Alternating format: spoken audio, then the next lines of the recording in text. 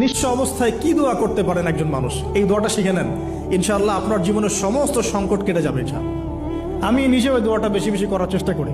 দোয়াটা হচ্ছে, মুসা আলাইহিস সালাম একটা গাছের নিচে হেলান দিয়ে বসলেন, বসে দেখলেন দুইজন মেয়ে দাঁড়িয়ে আছে দূরে, পানি নিতে পারছে না, লোকজন পানি নিয়ে যাচ্ছে, ওরা দাঁড়িয়ে আছে বেচারি।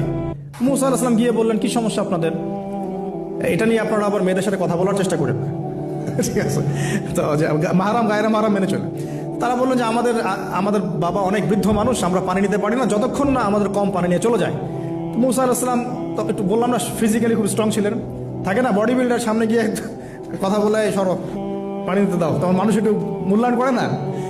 তো মুসা আলাইহিস সালাম এভাবে পানি নিয়ে দিলেন এবং বাছুরদেরকে পানি পান করালেন, করিয়ে গাছের নিচে এসে বসে আছেন। বসে বসে তিনি দোয়া করছেন, এই যে দোয়াটা তিনি দোয়া করছেন, রব্বি, একটা নেক কাজ করলেন, নেক কাজ করলেন না, মানুষের উপকার করলেন, নেক কাজ করে এসে গাছের নিচে বসে দোয়া করছেন,